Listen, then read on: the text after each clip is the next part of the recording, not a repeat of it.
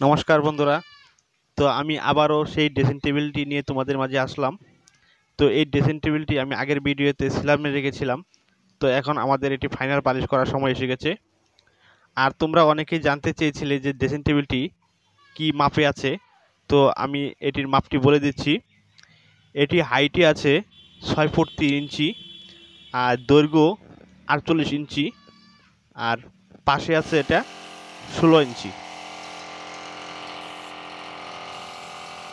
এই ড্রেসিং টেবিলের পিছনটি আমরা সানমিকার দিয়ে লাগিয়েছি, আর দুই সাইডে এই থাকগুলো খালি আছে, এগুলোতে অনেক জিনিসপাতি রাখা যাবে। আর ড্রেসিং টেবিলের যে নিচের অংশে দুই সাইডে দুটি ডয়ার আছে এবং দুটি পাল্লা, আর মাঝখানেরটা লুকিং গ্লাস। তো আমরা ড্রেসিং টেবিলের যে পালিশগুলো ব্যবহার করি, এটি এশিয়ান কোম্পানির পিউ সিলার এবং পিউ গ্লোসি। তো আমরা সবসময় পিউ সিলার এবং পিউ গ্লোসি ব্যবহার করে থাকি। আর আমাদের এদিকে পালিশের কাজ শুরু হয়ে গেছে। তো এখন এটিকে গ্লোসি মারা হচ্ছে। তো তোমরা ভিডিওর লাস্টে দেখবে যে আমাদের ড্রেসিং টেবিলটি ফাইনাল লুক কেমন হয়েছে।